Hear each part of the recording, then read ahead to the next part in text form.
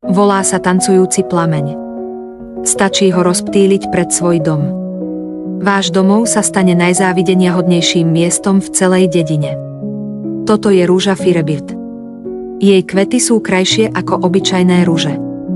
Jej vôňa je podmanivejšia ako parfum. Rúža Firebirt pochádza z technológie rozmnožovania z vesmíru. Je výnimočná aj na genetickej úrovni. Má dvojitú certifikáciu od Bridal Organ a Royal Horde Radiator. Každé semienko v sebe nesie zázrak technológie kosy. Je neuveriteľne energická, odolná voči snehovej pokrývke alebo spaľujúcemu slnku.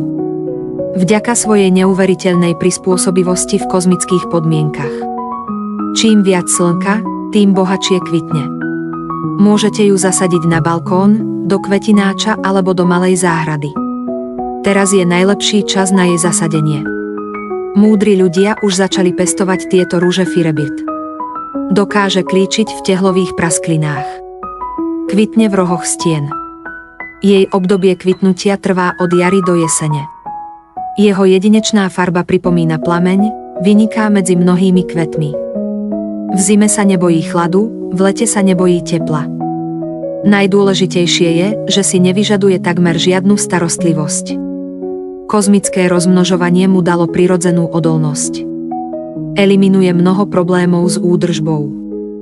Čím viac slnka, tým viac kvetov, ak máte balkón, kvetináč alebo malú záhradu.